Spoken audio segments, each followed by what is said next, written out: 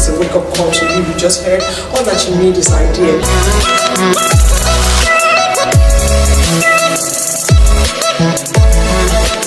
Structural governance to say we're now a regional system, then those regions will have control. They will organize, labor, human resources, everything, and then we now feed to the center. I think I support the 2 tiers of government. I agree that local government is closest to the people. We can have some form of development council. Just you ask me, if there's one thing we must take out of this, is resource control. It's the way for the country to grow. Job to take ownership. Then there should be a provision like derivation, a certain percentage that will be involved to the community. A kind of sharing formula. I believe that local government should be empowered for them to carry out their duty very well. Local government, they are not well empowered. That's why they cannot really perform well. So I will support the 3 tiers of government. Voices of the South-South region, led by Edo State, redefining their position on true federalism. Governance to say we're now a regional system, then those regions will have control. They will organize, labor, human resources, everything, and then we now feed to the center. And I think that, because one of the things that I've been seeing here is we don't like the over-centralization of the center. I don't. One of the ways to remove that power is to take out economic power and send it back to the region. I think I support the 2 tiers of government. I agree that local government is closest to the people. We can have some form of development council there. Let us have, apart from the 20 local government when the president was gone, he created all that council and all the development. The argument really is that it's about autonomy. Yes, autonomy and empowerment. In most communities, between the individual landowners or family owners and then the traditional owners, who are the custodian of their respective communities. So against this backdrop, I want to support the region to take ownership. Then there should be a provision like derivation, a certain percentage that will be involved to the community. A kind of sharing formula. The local government is accessible. The local government, if I have issue with my streets, it's easier for me to meet the local government chairman than the state chairman. Is when we have issue. I believe that local government should be empowered for them to carry out their duty very well. Local government, they are not well empowered. That's why they cannot really perform well. So I will support the 3 tiers of government. For a lot of people are alienated, power truly being represented, resources are being taken away from their local places and taken to the center. So these individuals want their voices to be heard, they want to be seen, they want to be part of what is going on in their backyard. And to ensure this is done, I think the local government is very key to that. Representatives from the local government and local communities should be in the center to speak out, to voice their grievances and whatever, and they should be represented. Nigeria is such that every unit has something to do, right?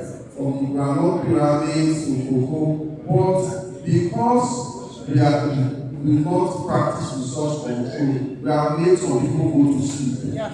Everybody has what he or she can bring to the table. So if we are able to practice resource control, we will have beautiful competition. I will take pride in the fact that rubber will come from where I come from, the economy, and I will invest in rubber, and there's money in rubber. Somebody else from Ifon will be happy that cocoa can come out from there, and he will invest in cocoa. Just you ask me, if there's one thing we must take out of this, is resource control. It's the way for the country to grow. The one-day Niger Delta Stakeholders Forum, PANDEF, brought together patriots of the oil-rich region. Their focus was on redefining their position on true federalism, resource control, revenue allocation, autonomy and self-determination, amongst others. So, 2 or 3 tiers of government. You know, right now we have 3 tiers. We have the federal, state, and local government. And there are some that say we should abolish one of them. So, what do we think? In his welcome address, Chairman of the occasion expressed hopes that the discussions from PANDEF will pave the way for a rebirth of the nation's constitutional review. So basically, can we say our emphasis is on equal representation? I think it is easier if we don't know. Then the next one is the judiciary. Some of us will remember the Western states had its own appeal court. The judiciary was not centralized in the way that it was now. And so they are talking about having appeal courts for the regions as well. The judiciary has many aspects. So there's actually a much longer document, but I think because it's still work in progress. This is a discussion one. The judiciary also has, there's a horrible backlog at the appeal processes. The Supreme Court, they advocate many more Supreme Court judges, many more appeal court judges. Leading discussions for deliberations, the Edo State representative and coordinator of the forum, Professor Yinka Omoregbe-San, shed light on PANDEF's stance, the importance of the forum, and the need for true federalism. All states and regions should have equal rights and powers. I think we all have. Yes. Yeah, there's total equality. And I think we've agreed about equality of legislators in the National Assembly. Stakeholders at the forum then took turns in addressing the various areas of concern by PANDEF while suggesting the way forward. A draft communique, which consists of the decisions of the South-South region of the nation, was drawn and subsequently adopted by the patriots as the position of the Pan-Niger Delta Forum for a New Nigeria. The Stakeholders Forum, which held in Otis Hotel in Benin City, was well attended by patriots. In a separate development, the International Federation of Women Lawyers, FIDA, held a one-day advocacy program on the reserved seat for women bill. The bill, which seeks an amendment of the 1999 Constitution to guarantee additional legislative seats exclusively for women as a form of affirmative action to correct the underrepresentation of women in politics, is now being revisited by the Tinubu-led administration. For the avoidance of doubt, the Nigerian's First Lady, Oluremi Tinubu, has publicly endorsed the bill, also known as the Additional Seats or Reserved Seats for Women Bill. She, however, urged the Nigerian National Assembly to fast-track its passage while calling for a minimum of 35% women representation across legislative and executive arms. This seat is only for women. Make sure you support it. You talk to the neighbor, House of Rep. See, okay, because they are mostly boys. We are bringing this bill. Not to start a meeting and say, woman leader. You will be organizing for them. This is the time for them to organize for you. To make sure when that bill goes to the House of Rep, House of Assembly, Senate, that they will support the bill. We are only here to sensitize you so that you will know what is going on. There is constitutional amendment. They want to amend some sections of the Constitution, and the amendment that we see is reserved seats. Trying to say now, we need to take deliberate steps to say we matter. Who are the people that can care for you? If you have women, mothers, they can care for you in the governance of this country. We took 5 bills to the National Assembly in the last dispensation. The 5 bills were thrown out. Not because the bills were bad, because the people that ought to be representing our people, they think of only themselves. So what we are here to do now is that the National Assembly, House of Representatives, they have a very good speaker, highly intelligent, Tajuddin Abbas, PhD. I emphasize that PhD because it is good to put knowledgeable people with wisdom in positions of authority. If you go, the House of Rep is different from Senate because of the leadership that he provides. Today, because the Speaker of the House of Rep is supporting this gender inclusion bill. The bill has, however, passed its second reading in the House of Representatives.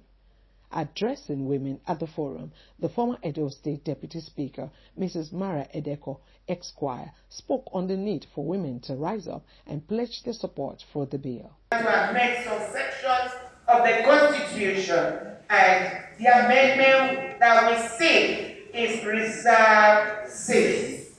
Even if we get the reserved seats and women are able to win some slots, we cannot even we cannot be up to 20.5%. Also speaking, the chairperson of FIDA Edo State, Mrs. Francisca Elema Esquire, gave her charge to women all over the world. At the state and community levels, towards building consensus and aggregating demands on the passage of the reserved seat for women bill, which is presently being considered by joint constitutional reform committees of the National Assembly.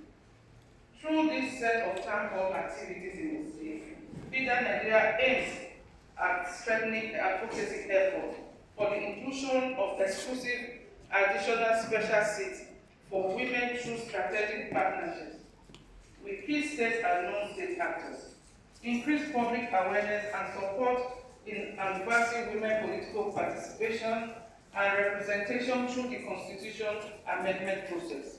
Furthermore, we will, through our engagement at the state and senatorial level, aggregate demands and advocacy, ask through a draft memorandum from citizens towards improving women representation in governance and political process, while securing commitment from national and state houses of assembly by building a passage for 74 additional exclusive special seats for women at the National Assembly and 108 seats at the state houses of assembly through constitutional amendment review process.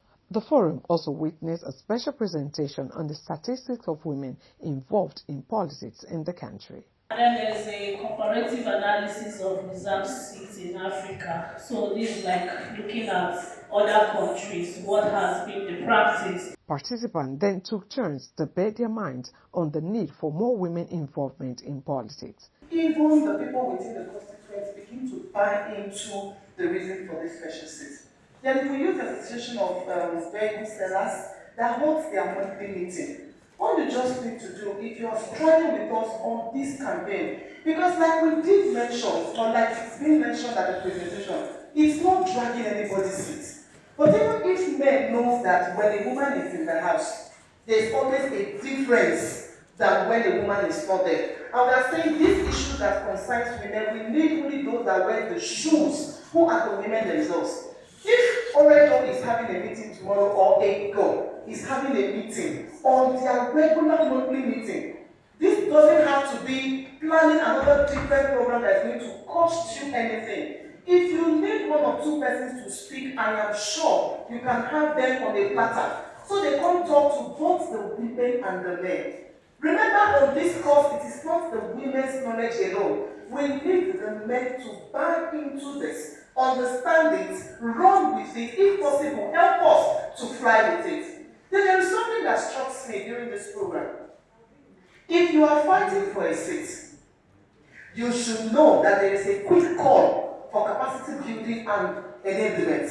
Because when these seats come, we're not going to have people that are not capable running. So it is a call for everyone that has ever imagined to be in a position like this, to begin to build themselves both in character, because the error there, it is no longer the party, but your character, personality speaks a lot for you on how this message refers. Then you begin to build your influence. Because the people you have influence on goes a long way on how the message you are passing is going to run. So I just really wish that the way, I think some time ago, Niger also had their own program concerning this same message. Booking had always been at the forefront of campaigning. A lot of women slept in front of hospitals. They said 5 years ago, foodless because of this same message. What we're trying to see this come to play is to see where women will begin to have voices on issues that concern them. Advocating for to institutionalize gender inclusion in Nigerian political frameworks. About a half of the population in Nigeria. This half of the and statistics shows that we are even more. Yes. So we are talking about situations where this set of people that are sitting in these positions of power, they don't even understand what we go through. Be actively involved in politics. As FIDA is trying to bring out this thing of exclusive reserved seats for women, it's an appeal to FIDA. Please let's also try and see a bill whereby those are ladies that go naked on the streets. I don't know if it bothers you. I'm also making an appeal to FIDA. Very, very important. It's an appeal. They are distracting the men. Looking at exclusive reserved seats for women, I'm telling you out from our topic. Just because of what you said, women are being molested. If you go to the street these days, as you all seated here as women, I don't know if it bothers you. Yes. That is why women no longer have value. My mother once said something that in those days, before a man will see a woman's breast, it takes time. But these days, you can see brides and private parts in the street. Please, I'm making an appeal to FIDA. I want to borrow when she was talking. And where I was seated, I was feeling remote. I was almost shaking. When you go to the street, please, FIDA, please try and also pass that. It's very important. Thank you very much. Reporting for QMI TV Niger, Margaret Quist Iguma.